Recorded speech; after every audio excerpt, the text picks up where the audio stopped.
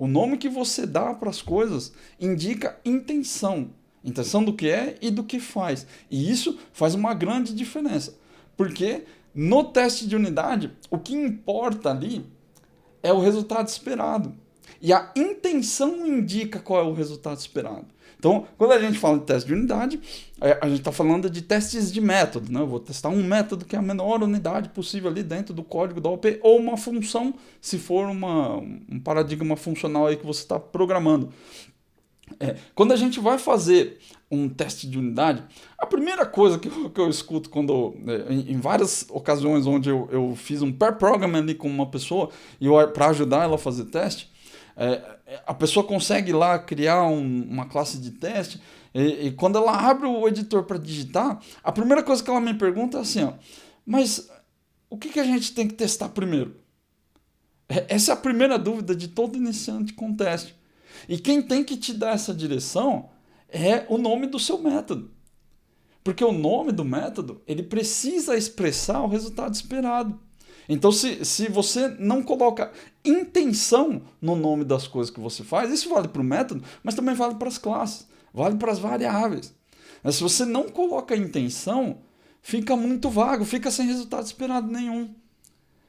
Vai dizer que você nunca abriu o editor para fazer uma classe, para fazer um método. Você estava matusquelando aqui como você ia fazer o negócio. E você falou assim, vou colocar um nome qualquer aqui, tipo teste. O nome aqui como public void test. E aí eu vou fazer a minha lógica aqui, ó. Depois eu volto e altero o nome do teste aqui, ó.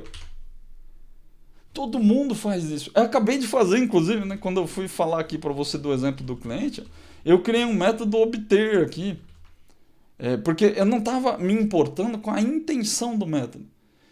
Eu estava me importando com aquilo que eu ia digitar no meio, dentro dele, né? O como.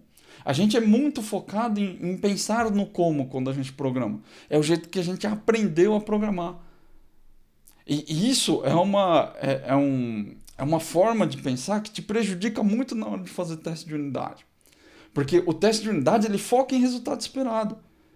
Então, se você quer testar alguma coisa, qualquer coisa, isso vale para o código, isso vale para a sua tela, e isso vale também para, sei lá, para um remédio que você quer tomar, para uma dieta que você quer fazer, para um software que você quer experimentar, uma empresa, um prestador de serviço, serve para qualquer coisa. A primeira coisa que você tem que pensar é o que você vai receber, qual que é o resultado esperado desse teste. O que eu quero testar? Eu quero saber se esse remédio vai fazer efeito. Eu quero saber se esse prestador presta um bom serviço.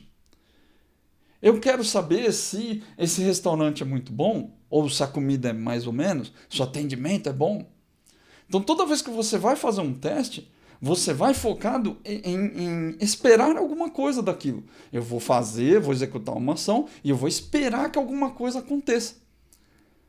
De acordo com o que aconteceu no resultado dessa ação, eu vou comparar com o meu resultado esperado. Se o atendimento foi bom, o restaurante parece ser muito bom. Se o serviço do prestador foi bacana, ele resolveu meu problema, ele teve cuidados comigo, ele perguntou se estava tudo certo. Era isso que eu estava esperando. E o contrário também é verdade. Né? Quando você chega lá e você encontra um cabelo na comida, com certeza você não estava esperando esse resultado. Então, se o teste falha, então, cara, esse restaurante não é legal, porque tem cabelo na comida. Em qualquer teste assim. E o teste de unidade não é diferente. Então, quando você vai fazer um teste, você precisa saber qual é o resultado esperado daquele método. Se você não expressou a sua intenção no nome do método, por exemplo, isso fica difícil. Se você vier aqui na classe cliente, por exemplo, e criar um método aqui, ó, validar. Se eu tiver que testar o método validar, cliente.validar, a primeira coisa que me vem à cabeça perguntar é: validar o quê? O que ele valida?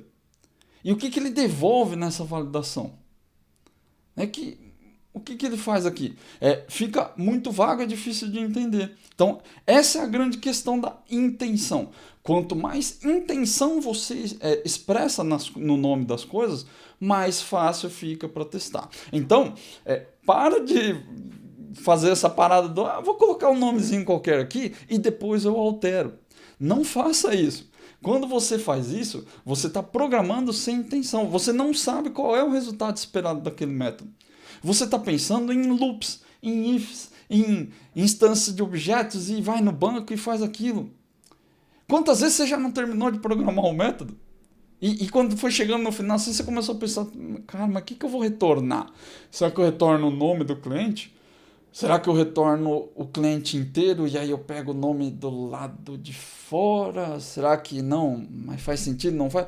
A gente não para pensar nisso. A sua cabeça está ocupada com o como. Como que eu faço? Como eu vou no banco? Como eu consulto? Como eu aplico a regra? Como eu não sei o quê? E ela não para pensar no resultado esperado. Então, quando você escreve o seu... o nome do seu método, o nome da sua classe, como qualquer coisa, a tendência é que você não está dando a intenção que você deveria. Então pare de fazer isso. Não fique escrevendo qualquer coisa e depois eu altero. Se você não sabe direito o que é o que faz, como você acha que você vai testar esse negócio?